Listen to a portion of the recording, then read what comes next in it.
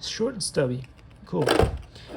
All right, so then we've got the Radio Master itself, and it looks like there's a crossfire receiver already attached, and wow, if that's already configured, even better, because I don't have to do that, and I don't want to do that.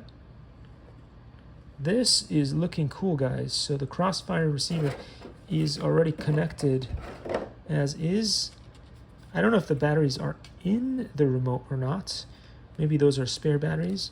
The thing is pretty heavy already as is. Okay.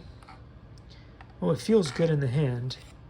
So people were raving about this remote, and I think they must have been correct, because it just feels good. There is a power cable over here to power the remote, and we'll have to try that out too. Likey